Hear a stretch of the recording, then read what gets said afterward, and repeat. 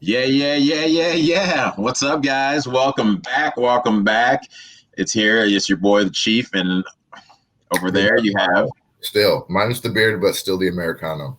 Yeah, he looks a little different. What happened, man? Did you lose a bet? I mean, hey, you look young, I was just ready for a change. ready for a Like, change. you know what? That was like my Corona beard, and I started growing it in March. Yeah, I just made my mindset switched over to like I think election mode, post-election mode. So I yeah, mean, maybe also you felt like, hey, if the president is getting up and through it in 3 days and going back to work, you gotta clean it Corona's up. done. Corona's officially done. Man, he looked good. I think it was today he came out with a video. Man, he looked good. Yeah, man. It's like, hey, you should if you. It's like the same thing I say about like celebrities and how like some actors and actresses look beautiful forever. It's like you should, man. That's your job. You got the best of the best. True. That's If he's true. looking good, it's like, all right, let's go. We got a shot. I mean, fuck, it would be like what 20 years ago we'd be celebrating if the president came through like what was the supposed pandemic. Yeah, I'm Um, not gonna lie. I was a little concerned when he went in, just because anything that can happen in a hospital, and yeah, he is 74, and he obviously looks like he's a little bit overweight. But again, hey, look, a lot of people were praying for him. yeah. At the very least, hopefully he can maintain his health and get through the next couple of months. First lady's healthy, and again, Yeah. those are all very good things. I mean, speaking of which, he seemed like he came out of the hospital guns a blazing, huh? We've been talking about that. He came out with a little bit harder frame of mind. Yeah, He's like, yeah, he's bad. Boom, boom. He's like, crooked this you and blame, that.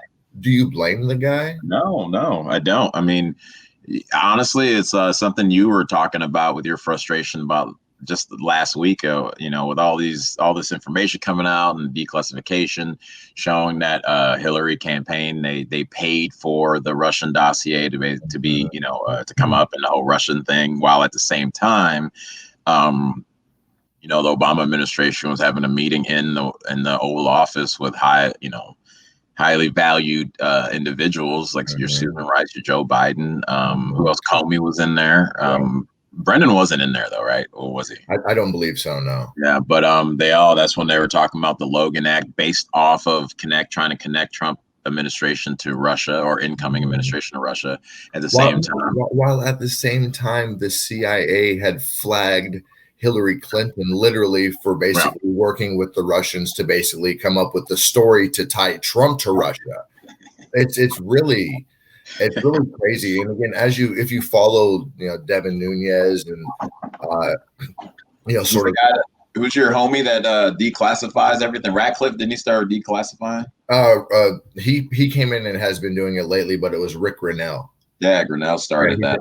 He did a lot of the big ones a few weeks or so ago, and again, it just speaks to the bureaucratic machine. Yeah. In terms of, when you listen to, again, people that I feel like I kind of trust like their pulse in DC. It's like every layer down, it's like you run into a layer of bureaucracy that's willing to protect the bureaucracy. So it's like it's an impossible task. Well, but it's a hard task, I would say. There you go. Incredibly hard, because I mean, you got to think that we're seeing things. I would kind of liken it to, and it's a soft version back then, but like the Iran Contra affair, when you had like a high position general sitting there in front of Congress talking about high crimes by the government. Like, I don't really remember. I mean, can you really remember any other time that was like based on some truth? It's like, look, this is coming in now, and yeah, because they always put stuff like that behind closed doors, and we never get making deals and all that stuff. So and then when he came back out and he also said, I'm releasing everything, no redactions. I'm like, well, bro. Look, this is the thing that you and I talk about, and I think anybody that has a brain can sort of realize is the dude's fighting for his life, man. Let's just say theoretically he does get beat in November. Like, the dude's looking at the rest of his lifetime being sued, being investigated, and like his family.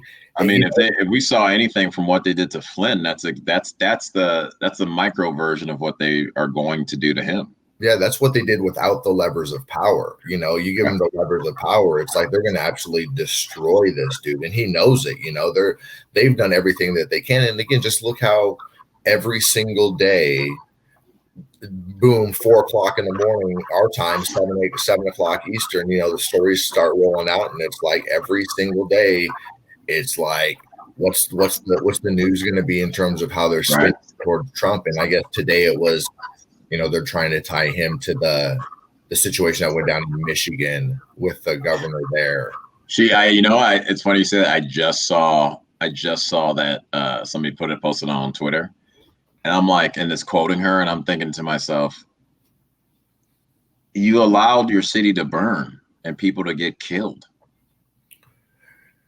Like, yeah, that's a fact. No, that's a fact. No, and you know, there's, you know, that's a whole side like conversation. You know, the reality is, again, but you wake up, the situation happens, and again, they're like, oh, the other day in the debate when he didn't denounce the Proud Boys or white nationalists. This is, and again, like, so again, that's what, you know, by the way, the Proud Boys, which is started by a Cuban dude, which is multiracial. So I'm saying it here first. It's not a white nationalist group. Now, I guess it's not here first because it's said in other places, but we're not gonna play in this game of calling them far left and white nationals. They're not. They're not. It's a game done by the media to try to smear them. I mean, 100 days in Portland, and then they announced it coming once, and then that's when the mayor of Portland also, now he wants a state of emergency, but 100 days of burning's cool. Nah, man, this shit is crazy. You know, they sit there and they lie in plain sight, and it's like, now you guys care about stuff where you got like law-abiding gun owners deciding to stand up and show their presence, and that's the problem. But people running around during the pandemic that you said no one could open for. Let's remember that. Let's never forget the fact that it was cool for this one side to go through in chaos because of systemic and during a pandemic where no one was 6 feet. Systemic and I feel.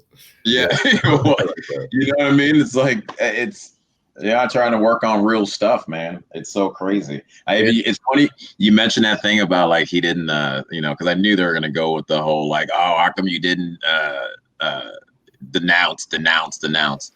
And that one old girl I used to live with, she hit me up. So you're president, blah blah blah blah blah, all this, that, and the other. And it's just it's like you go down the list, and I'm like, compare it to Obama's record, and then get back to me. Read. Yeah. Because if you're sitting there, if that's what makes you upset, you don't care about lives, dude. Like, if people are upset about semantics right now, and I'm saying to anyone there, if that's what you're upset about, you don't care about lives. If you're upset about, first of all, a setup question, which was, that's when you wanted to hear it, is that because there's stuff you can go back on YouTube right now and search for yourself. But the fact that was the moment when you're like, you see, you don't care about lives, dude. Don't, you can say whatever you want. Like that fool at the march trying to be like, how come he didn't say it there? And it's like, I don't know, man. These people. Yeah, and look, man, the psychological warfare game that's been in play for years in terms of, again, just you look at what Harvard said. 90% of stories are they're just overly, just blatantly negative about Trump, right? So 95%.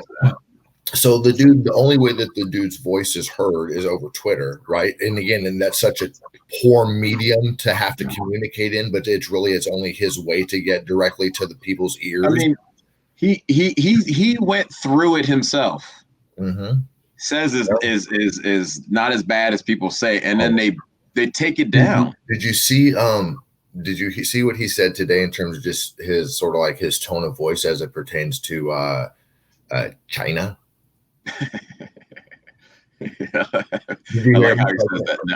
No, but I know he's like, today he came out and said, he was like, basically like, look, I want to get you people the same treatments that I got. I want the government to pay for it. He's basically, dude, he changed his tone, dude, to where I was like, he goes, this is China's fault. He goes, and China's going to pay a real big price for what they did to this country and what they did to this world.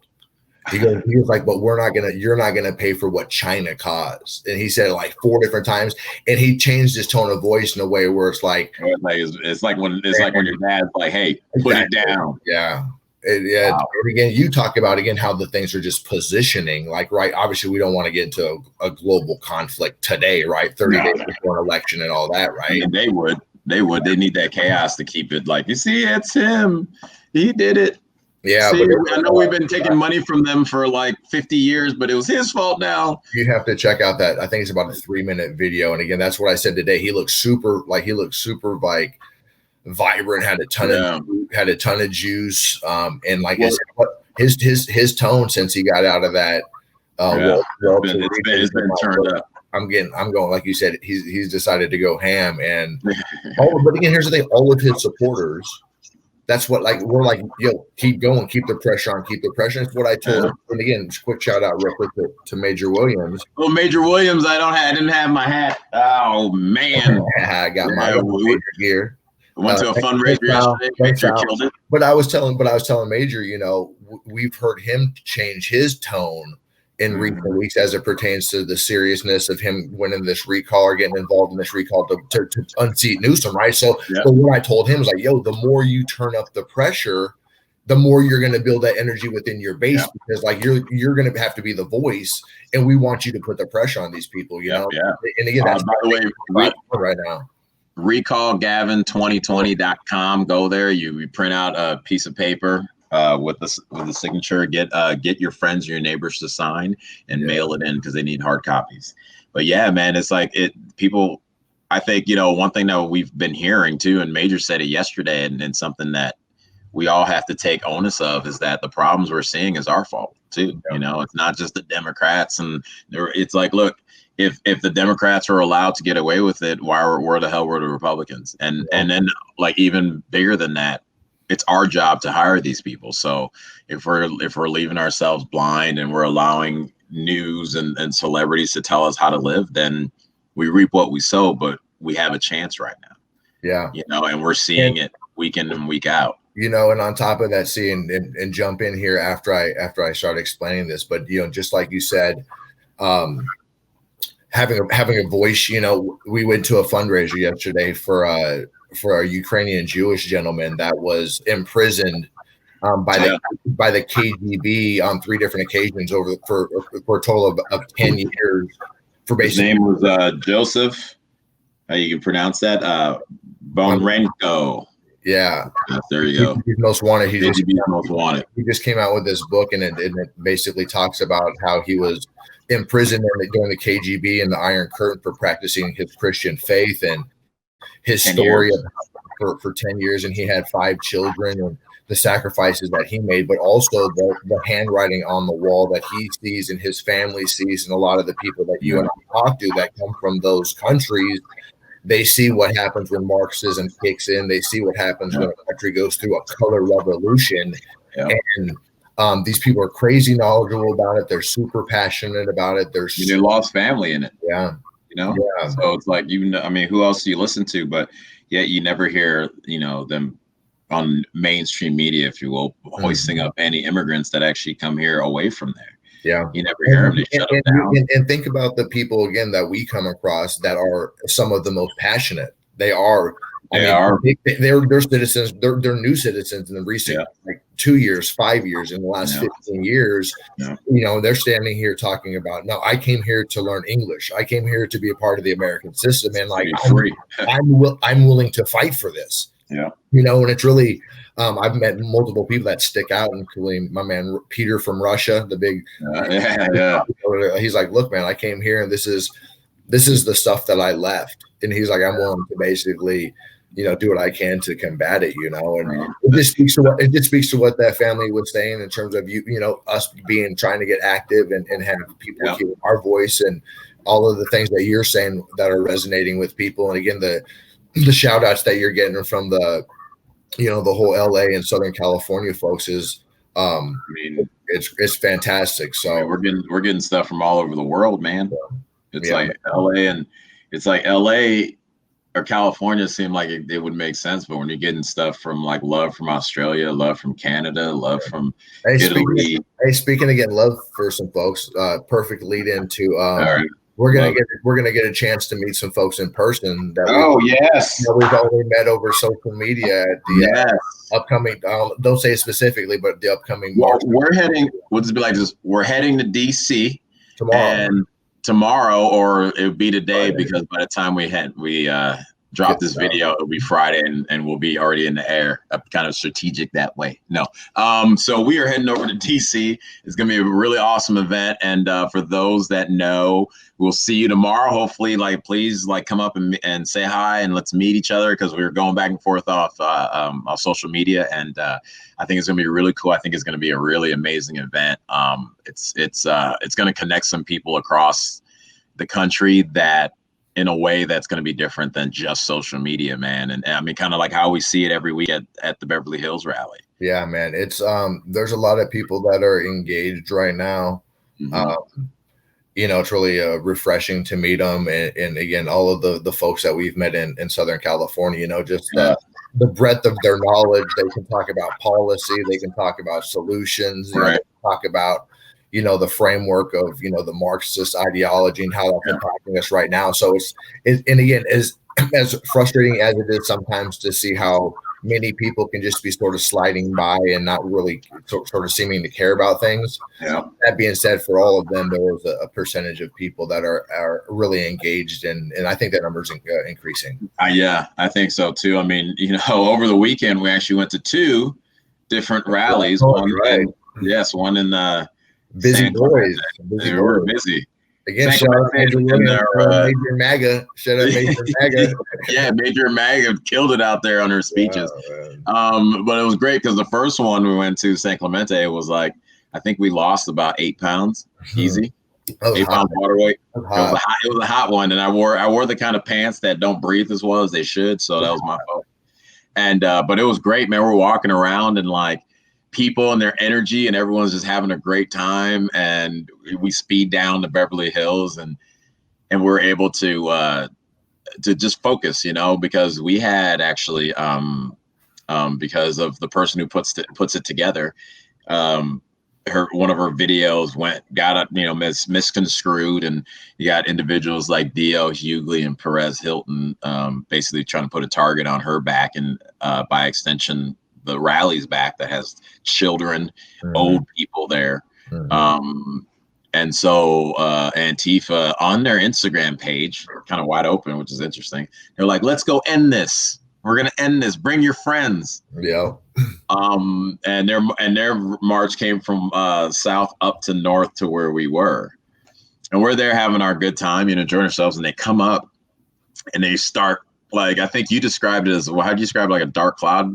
What were you saying? I was just making a note because I wanted to talk about this specifically because again, we can get as esoteric or metaphoric or whatever you want to get, metaphysical as we want. But ultimately, I think you and I feel like this is a big spiritual battle, right? Oh, of course. And really, we're sitting there in this group of hundreds of people, right? And literally, I'm not going to again regurgitate what kind of just vast differences of cultural people, ages, ethnicities, everything is there, right? But literally, when we found out, because we were getting sort of updates from the cops, because I was right there on the fence, and they were like, "Oh, they're going to be here in a couple of minutes." Da da da.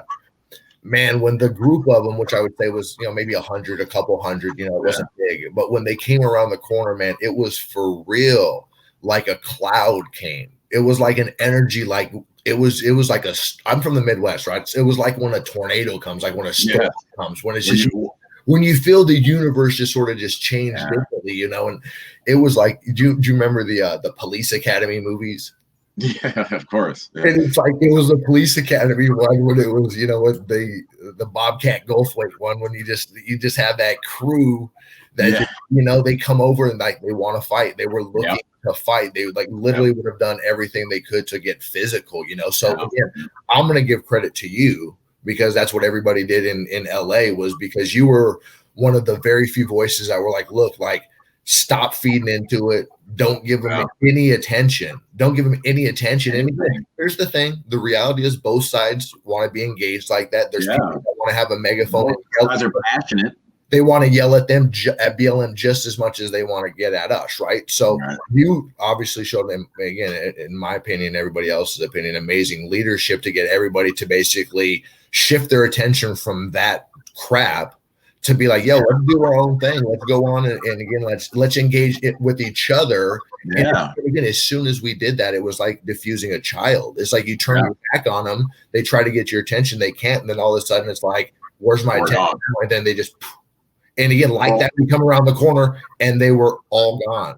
It was amazing. Well, that was the thing, right? Because it's like, I mean, one of the what I noticed about them is that, like, every time we go and every time a new person like joins us, or one of our friends or people would just meet there, everyone's like, oh my God, they feel joy, love, and connection, right?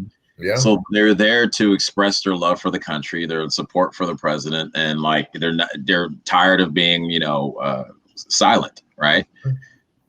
And that side, even in their flyer on Instagram was like, let's go kick them out of Beverly Hills. So it's two different things, right? One's showing support for the country, other one's like, we got to get them because somebody else told us they are the bad guys. So we're not even there for the same thing. Yeah. So once we start to engage, in a sense, at their level, it's like, again, it's like arguing with a 6-year-old. Like, want to argue with a 6-year-old about like the name of certain things, and you want to get mad at them, and you're like, wait a minute, I'm the adult, man. Like, what else is going to happen if I start to right back at them? Yeah. You're gonna fight. Yeah. And like when we turned away, and like we had to, like, I was trying to, like, I guess for me, I was just trying to remind everybody, number one, why we're there, and number two, what is here that is worth something. Yeah. It's not worth just to prove your point. It's worth protecting these children here. It's worth protecting these old people, because when they go around and they're seeing the other side go crazy, they saw an opportunity where it could have gotten crazy. Of course. There's enough people that it could have gotten. Oh, yeah.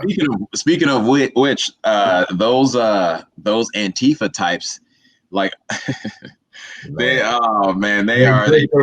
They're real. They exist, folks. No, they're real, but they think they're so clever, because they were like, there was a couple of them like kind of moving around in our group and like holding fake signs, and it's like there's a couple things. Number one, they look malnutrition. So they look like they don't eat. So they're skinny, and they look like they don't wash their clothes, number two. And number three, they just look like they were wearing masks like they were ninjas.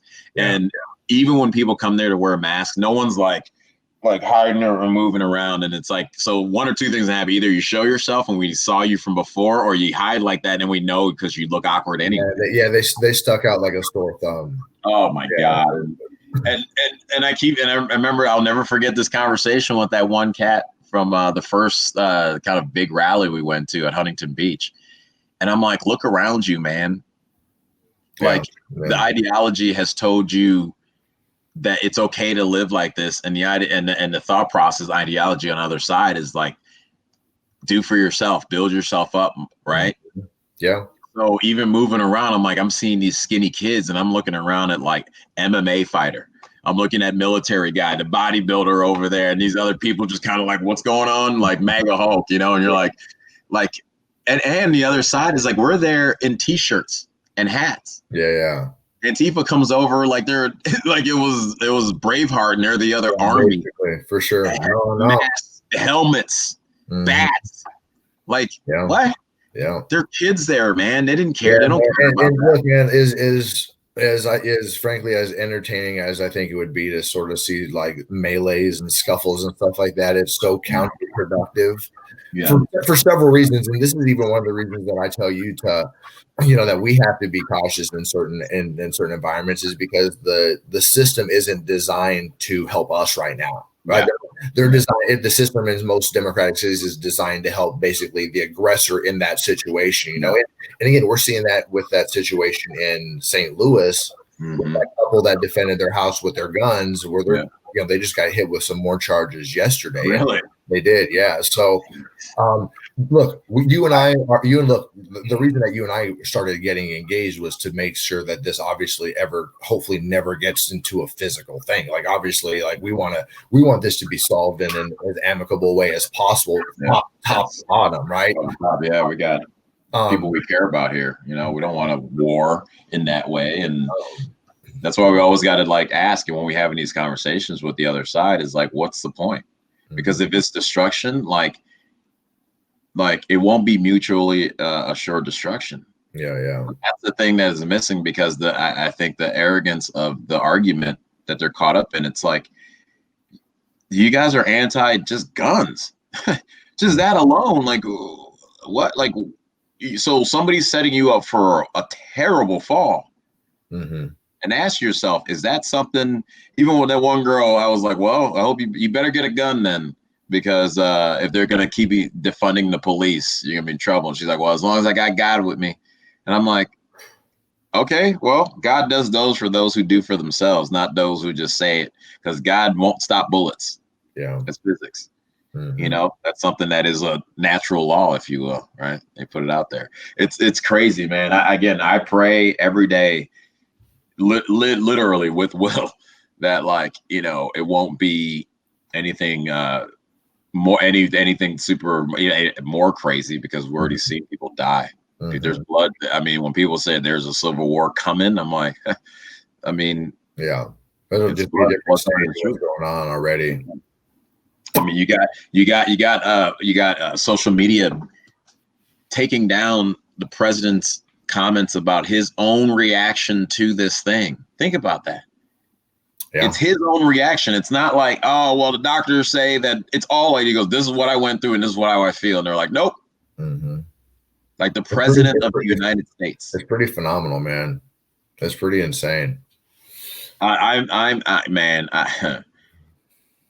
do you think, let me ask you this before we take off, man. I want to ask you this because we haven't seen it yet. And I think, what is it, the 8th?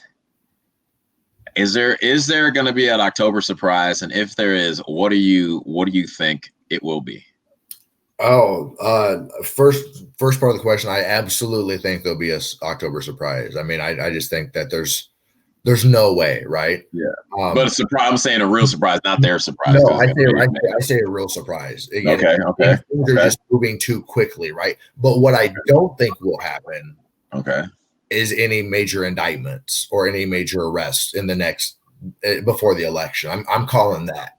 Okay. So what do you think the surprise will be? If you had to guess, maybe one or two things to be surprised. I think maybe like Bill Barr will come in and say that like there's like a serious there needs to be a serious formulation change to the mail-in ballot system. Yeah. So it's like all those. They were getting all shredded. They had the Trump requests in there for mail-in ballots were getting shredded. Mm-hmm. We're finding the stuff in trash, and yet everyone that keeps saying, saw a commercial the other day for a Dropbox. Drop it off. It's safe, secure. And So I think it might be something related to that. I don't know, man. There's so many things at play that we haven't even talked about. Because again, Trump, obviously, amazing shout out to Trump as someone who's like an anti-war dude. You know, he announced that he wants to bring all of the troops from Afghanistan home before Christmas. And again, for me, I'm like, dude, Afghanistan was when we were basically teenagers in college, you know, early college. You know, I mean, we're grown men now, and it's like, what did we win? What was other than our blood and treasure that was lost in that country? What was gained? And it's like this dude's trying to get these people home, but at the same time, I saw this the other day, and it's like this is something that really resonated with me. It's like Trump being reelected and Trump continuing to basically kind of mess up their whole system. Mm-hmm. He's affecting trillions and trillions and trillions of dollars worth of trade. Yeah, you know, military industrial complex and arms and all of the stuff that he's basically trying to get us out of, right? But I just got to give a shout out for him trying to bring the troops home and get us out of these wars. And you made a comment earlier about like his tone towards China, and just yesterday, I just remembered this now. Just yesterday, it was reported Epoch Times that many Asian allies, Asian countries backed the U.S.'s position on China. And I think the last real holdouts is the EU to like completely like shake hands. But you know, there's a lot of other things moving on with that. Before we take off, we got to talk about I want to talk about that vice president debate, man. Yeah, I'm gonna let you have the floor because I didn't watch much of it other than I saw that there was a few little I'm talking. Yeah. I'm talking. Other than that, I didn't see too much. I saw I saw a fly on Pence's head. Other than that, I didn't see the fly on his head. But I'll tell you like this, man. I'm watching this thing, and like to me, honestly, like I like how Trump has been brash, right? I like how he's gotten in people's faces and all that.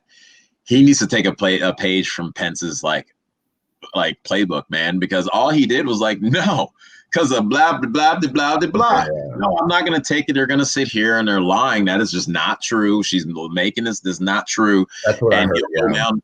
Yeah, he just broke down the stats on it, right? And didn't do it from a place of like, because I think the thing I saw with Trump was he was like, I finally got a chance to speak, and I'm gonna come at these guys because they just yeah.